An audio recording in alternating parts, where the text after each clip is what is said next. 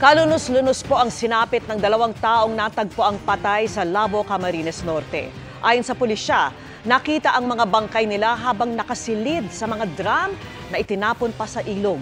Unang namataan ang mga drum ng mga residenteng nanghuhuli ng isda na nag-report sa pulisya. Nang buksan ang takip ng drum, nakitang nakasemento ang mga bangkay sa drum pero kita ang ulo. Patuloy po ang investigasyon sa insidente. Kanya-kanyang paliwanag ang mga pinuna dahil sa pagparada ng mga sasakyan sa lugar na bawal sa Makati at Maynila. Pero ang paninita tila nalilimita umano ng Unified Ticketing System. Nakatutok si Mariz Umali. Malinaw ang isinasaad ng karatulang ito. Bawal pumarada anumang oras, kundi ituto ang sasakyan. Pero kahit saang lane ka man bumaling, may mga nakaparada pa rin na tila walang paki. Ang mga jeep nga raw na ito, iniwan ng may-ari ng magbakasyon itong Semana Santa. Ang iba naman, gumilid lang daw ng saglit. Merienda lang sana. Apo. Saglit lang naman po. Gumaya lang ma'am kasi marami naman nakapark. Na-flat po. Nagpa-vulcanize po ng gulong. Sumabay na din po kumain. Pati mga tindahan dito na rin ipinwesto sa kalsada o di kaya sa pedestrian area. Kahit madalas daw silang sinisita. Sinisita naman po. Wala pong pagkakitaan sa ibang lugar. Ang resulta, bumabagal ng husto ang daloy ng trapiko. Maya't maya naman daw ang pag-iikot doon ng mga bantay bayan ng Barangay Magallanes. Pero limitado lang din daw ang kanilang magagawa. Sinisita po namin yun. Kasi number one, hindi po talaga dapat sila pumarada doon. Sa ngayon po, wala po kami pinanghahawakan na ordinance violation receipts. Dahil nagkaroon ng unified ticketing system, parang cat and mouse. Pasado alas 3 ng hapon, oras ng labasan ng mga estudyante sa isang eskwelahan dito sa may Chino Rosas Extension. Kaya naman kung makikita po ninyo, pila-pila na rin ang mga sasakyang magsusundo sa mga bata. Pero sa nakikita po natin, imbes na tuloy-tuloy sila makapasok sa eskwelahan, ang nangyayari po, natetenga muna sila rito sa isang lane ng kalsada. Kaya imbes na 2 lane ang magamit ng mga motorista, isa na lang po ang umuusad. Tapos pagbaling nyo pa sa tapat, meron pang mga nakaparada kahit bawal naman. Nanghingan ko ng pahayag ang isa sa mga eskwelahan kung saan mas mabigat ang traffic. Kasi po, puno po ma'am eh. Pagka pumapasok na po kasi yung pick up po namin, nag-pick up na po ma'am. Nakikipag-ugnayan na raw sa MMDA ang Barangay Magallanes. Given yung namin ma'am, yung resources namin, limited po yung personnel namin. So, hindi namin kaya 24 hours na nandun. Hinihikayat ng MMDA ang mga traffic bureau ng mga lungsod na magsumite na ng pangalan ng kanilang mga enforcer para ma-deputize sila. Pero pagdating daw sa barangay, kasi there's no protocol yet as regard to deputizing them na pwede sila mag-issue ng paniket. But then again, on our part of the Metropolitan Manila Development Authority, constantly ino-operate natin yung area na yan. With the cooperation also with the local PNP, sila rin naman, they're doing their part, no, na naninita sila. And also, they do issue mga violation tickets. Marami naman ang natiketa ng MMDA na iligal na nakaparada sa bangketa ng Mel Lopez Boulevard sa isinagawa nilang clearing operation kaninang umaga sa Maynila. Ang mag-asawang ito pilit na pinipigilan ng MMDA na kunin ang kanilang tricycle dahil ito raw ang kanilang ikinabubuhay. Hinarangan pa nila ang tow truck para di ito makaalis. Pero tinow pa rin ng MMDA ang kanilang tricycle. Paliwanag ng MMDA, everyone needs to make a living, but lagi natin pinapaalalahanan din na ang paghahanap buhay dapat po yan ilagay sa tamang paraan at lalong-lalo po sa tamang lugar. Para sa GMA Integrated News, Mariz Umali, nakatutok, 24 oras. Bagong laya, bagong pag-asa ang hatid ng proyekto para sa mga bagong layang Persons Deprived of Liberty o PDL. Yan ang inilunsad na Project Kariton ng Bagong Buhay at Pag-asa at Padyak para sa pagbabago ng misyong magbigay ng kabuhayan ng ilang laya ng Manila City Jail sa pamagitan niya ng mga food cart at sariling pwesto kung saan pwede silang mag-umpisa ng bagong negosyo. Meron ding mga ipinamahaging bisikleta para sa gustong mag-deliver ng mga pandesal. 3 bagong laya ang binigyan ng food cart kanina.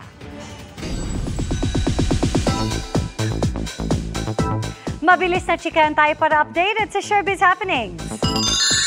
Extended ang bakasyon para sa ilang kapuso at Sparkle Stars. gaya ng mag-asawang Megan Yang at Mikael Daez na back in South Korea.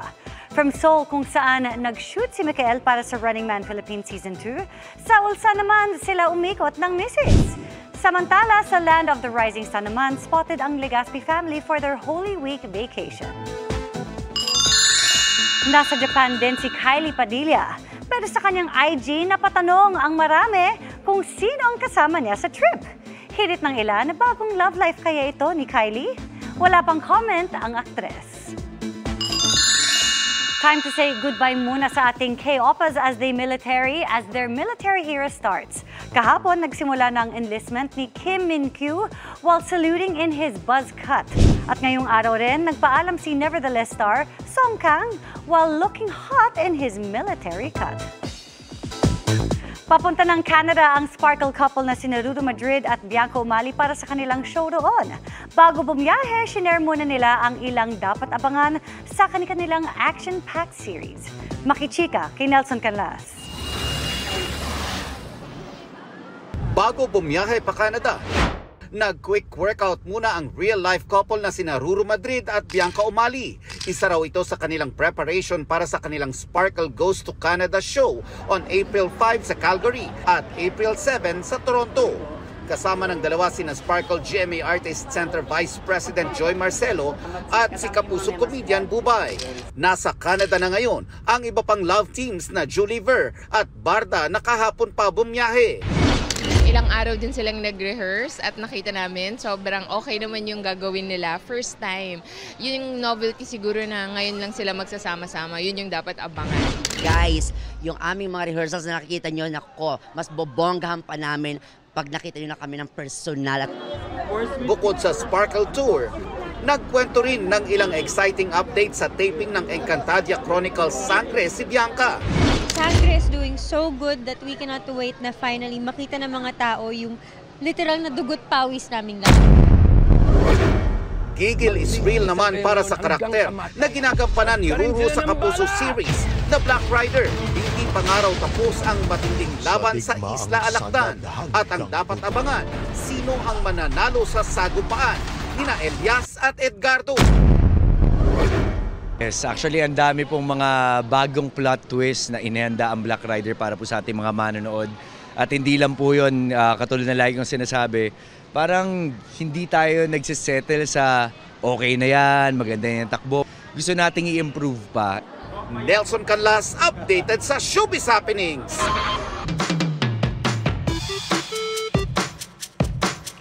Magandang gabi mga kapuso. Ako po ang inyong Kuya Kim na magbibigay sa inyo ng trivia sa likod ng mga trending na balita. Paandar ang isang 60 anyos na tricycle driver sa probinsya ng Quezon. Maliban kasi sa kanyang tricycle, inikot niya ang kalsada sakay ng kanyang agaw pansing unicycle. Sa bayan ng Candelaria sa Quezon Province, siya raw ang hari ng kalsada.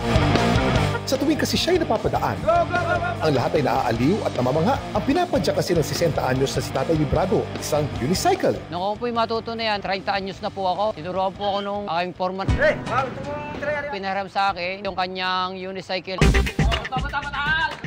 Hanggang sa nagpagawa na rin siya ng sariling unicycle. Nag-unicycle po ako pagka papunta sa trabaho. Malaki pong tipid talaga. Binubuhay ngayon ni Tatay Librado ang kanyang pamilya sa pamamasada ng tricycle. Pero ang kanyang unicycle, lagi pa rin niyang daladala. Lalaro-laro po ako, nag-ikot-ikot po ako sa bayan pagka talagang walang pasahero. Sakay, tricycle! Kakaiba talaga, magaling. Bibigyan na nakakagawa ng ganyan. Natutuwa pa nga po sila eh. Willing po akong magturo kaya ipinahiram ko po sa mga napapadaan ng mga biker. Kuya Kim, kailan nga ba na-imbento at unang ginamit ang mga unicycle? Kuya Kim, ano na? Hindi malinaw kung sino, saan at kailan na-imbento ang pinakaunang unicycle. Pero naniniwala ang mga eksperto na ang unicycle hango sa isang sikat na bisikleta ng araw, ang penny farthing. Meron itong malaking gulong sa harap na merong pedal o padyak at isang mas maliit na gulong sa likod. Ang madalas gumamit ng unicycle noong unang panahon, mga circus performer.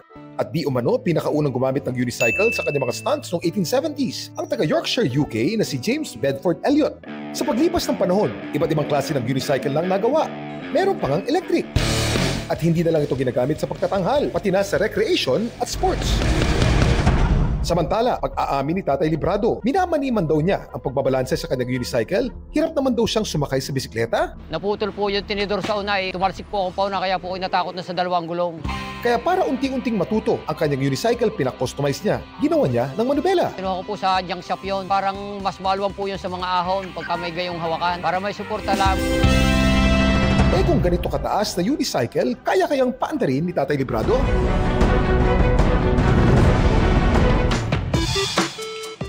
Ito ang Guinness World Record holder para sa tallest rideable unicycle na nasungkit ng Amerikanong si Wesley Williams aka the One-Wheel Wonder sa Germany noong 2022. Ang tallest rideable unicycle may taas na 9.71 meters. Nakakalula para sa mga kagaya kung may acrophobia o fear of heights. Samantala, para malaman ang trivia sa likod ng viral na balita, i-tweet o i-comment lang, #Kuya Kim. Ano na? Laging tandaan, importante ang may alam. Ako po si Kuya Kim at sagot ko kayo 24 oras.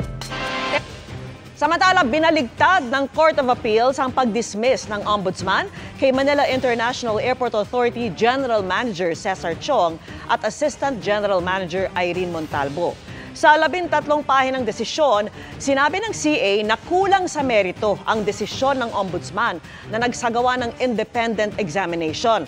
Kasunod ito ng reklamong pag-abuso umano sa kapangyarihan nang i-reassign ni Chong ang halos 300 tauhan ng MIAA noong 2022. Sabi pa ng CA, kulang sa basehan at ebidensya ang naging hatol. August 2023 nang masuspinde ang dalawa. Pinatay sa saksak ng kapwa niya pedicab driver ng isang lalaki sa Maynila. Depensa ng suspect sa nahulikam na krimen. Binubuli siya ng biktima. Nakatutok si Bam Alegre. Huli ka masuntukan ng 2 lalaki sa hanay ng mga pedicab sa Alley 1 Street sa Sampaloc, Maynila bago mag-alas 6 ng umaga kahapon. Masdan ng isang lalaki na tila tsumempo at inundayan ng saksak ang kanyang kaaway. Habang nakatumba ang biktima, patuloy pa rin siyang sinasaksak. Ang ilang tao naman sa paligid, pinanood lang ang dalawa. Ilang saglit pa, umalis ang lalaki na naksak at naiwan ang biktima na duguan. Sinubukan niyang tumayo pero hindi na kinaya. Ang biktima na 64 na taong gulang na pedicab driver namatay kalaunan. Base sa investigasyon, kapwa niya pedicab driver ang kanyang nakaalitan. Ayon doon sa statement na ibinigay ng witness doon, itong si biktima at si suspect ay una pa man ay may pagkatalo na tungkol doon sa pagsakay sa pasahero doon sa lugar. Kasi pareho silang pedicab drivers. Muli silang nagtalo at nauwi ito sa pagbunot ng kutsilyo at sinaksak tong ating biktima. So inabot siya dito sa braso at sa kilikili. Ang suspect isinuko ng kanyang kapatid. Paliwanag niya wala naman daw siyang balak patayin ang biktima. Marami siyang kaaway. Gano'n po kadalas? Araw-araw ba yan? Lahat kami, pero mas madalas ako. Ang ano ko lang, natakutin siya. Talagang nilalabanan niya pa rin ako eh. Natumba ako, tapos natumba rin siya. Doon ako nakakuha ng buwelo. Kakasumpo natin siya ng homicide. At kung saan ay suspect ay ating dinala at turn over sa homicide section ng ating Manila Police District. Siyempre po, una po, wag po tayong padala sa init ng ating ulo dahil kapag ganyan po ang sitwasyon ay hindi po tayo makakapag-isip ng tama at ito lamang ay makakasama. Para sa GMA Integrated News, Bam Alegre, nakatutok 24 oras. 5 araw na lang bago ang inaabangang pagbubukas ng NCAA Season 99 Volleyball Tournament, ang mga pambato ng University of Perpetual Help System, DALTA, sabik na raw bumalik sa court. Mas determinado raw silang makabawi at makaabot ngayon sa finals. Lalaban naman sa ilalim ng bagong coach ang Colegio de San Juan de Letran. Di lang daw para sa paralan kundi pati sa kanilang pamilya ang bawat laro. May mga bago ring mukha sa kanilang koponan pero hindi nagbabago ang misyong makamit ang kampyonato. Mapapanood live ang simula ng maaksyong tapatan sa Linggo, alas 12 ng tanghali sa GTV. Sa mga may hangover pa sa bakasyon, ipapasyal namin kayo sa Cambodia. Mula sa pagtikim sa mga insekto hanggang sa tinatawag na dark tourism. Tinutukan niya ni Jonathan Andal.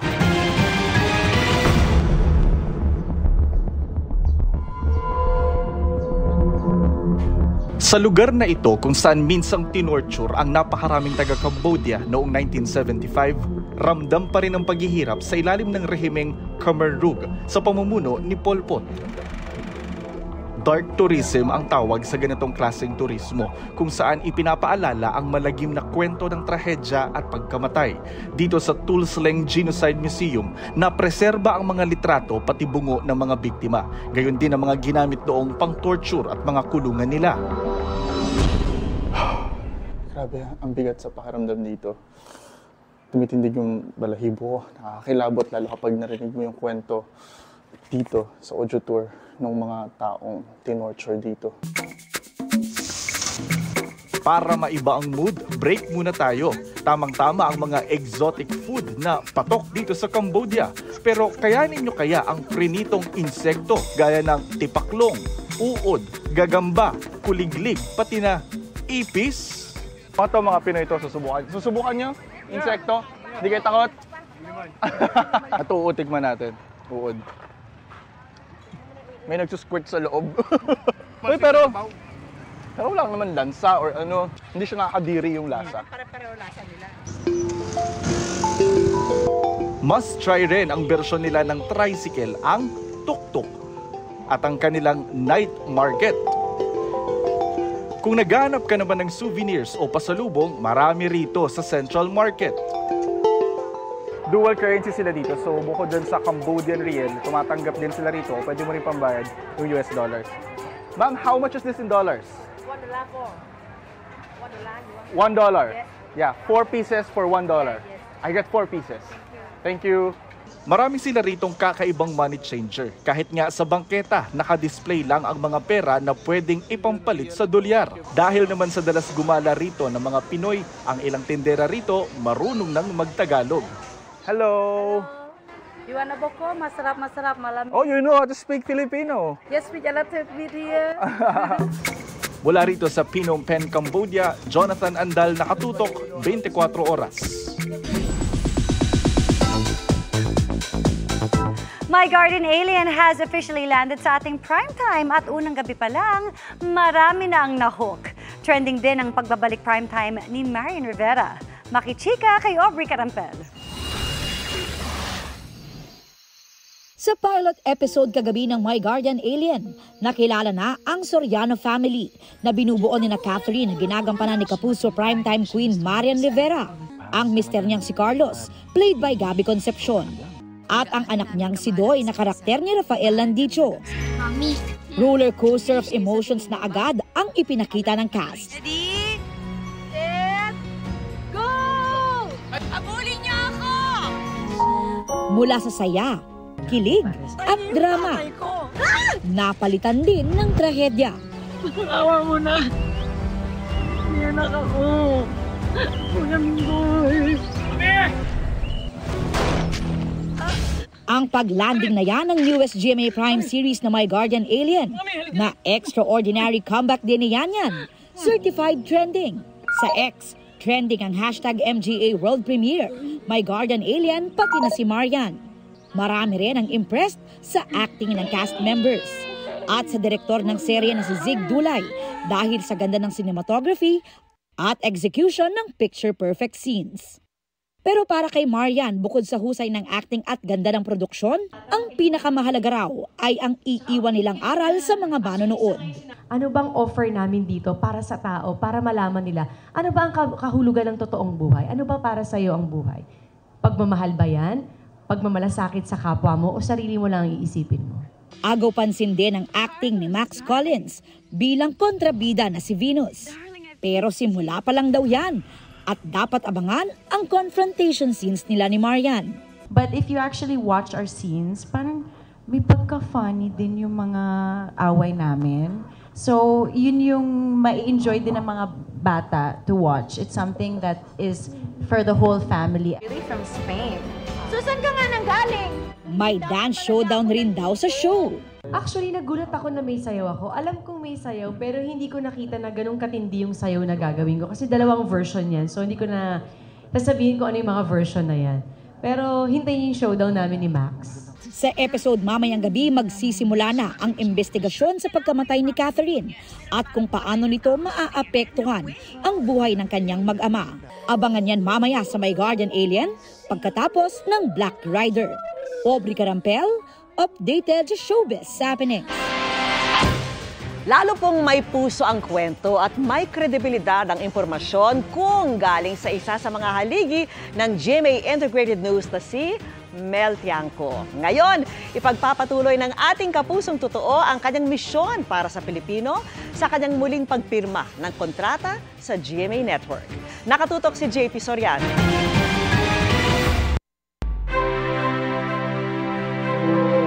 Sa loob ng halos 3 dekada, isa ang kanyang pangalan at boses sa mga narinig ng mga manonood sa paghahatid ng balita Luzon, Visayas at Mindanao.